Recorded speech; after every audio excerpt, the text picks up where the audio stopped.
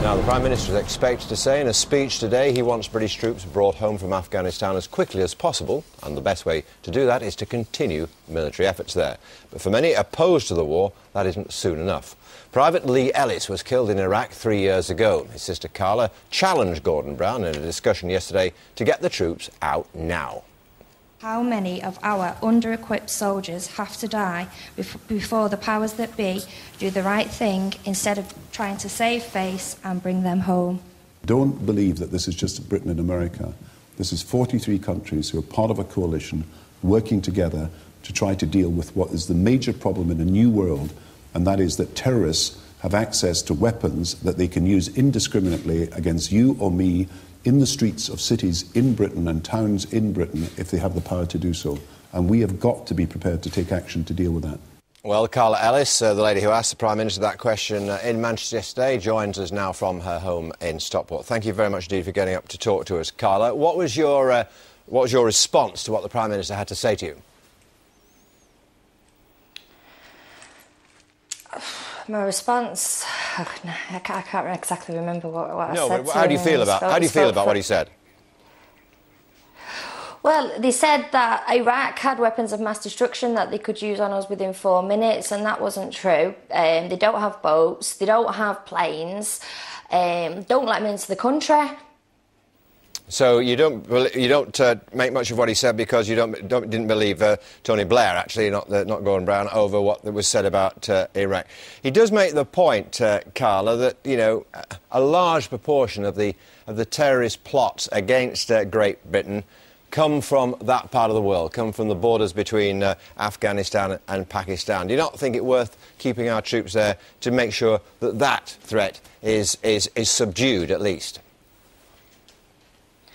Obviously, the threat of terrorism is a big threat, and I wouldn't like, anything to happen on our streets in England. But you just don't think it's worth it? Sorry, what? Ask the question. Yeah, you're saying you just don't think it's worth the risk to our troops. Is that your point of view?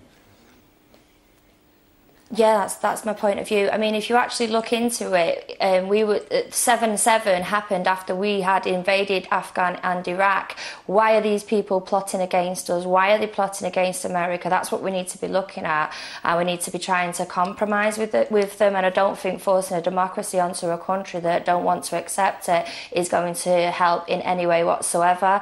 Myself, the way I look at it, this is their people's homes. A lot of them don't want us there. It'd be the same as people coming into our country and telling us what to do when we call them terrorists. Yeah.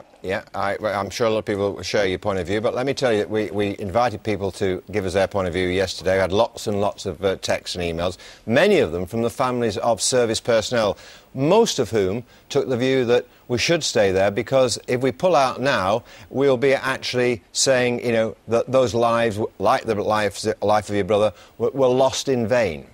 What do you say to that? I wouldn't wish what I've been through on anybody, so if we could pull these troops out and save just one more family from going through what I've been through. Again, it boils back down to my question about saving face. Those soldiers made the sacrifice loyal to their comrades, and they did their job well, and they are true heroes, and nobody can ever take that away from them. But I personally don't think this strategy is working. OK, Karla. The police... I'm sorry, we're going to have to end it there. Sorry, I was just about to say... Go on, carry on then. No, perhaps. All right, no, let's draw a line under it. I think you're going to talk a little bit later on. We're slightly at odds with each other there, partly because of the sort of delay between me and my voice getting to you and your voice coming back to me. But thank you very much indeed for getting up to talk to us.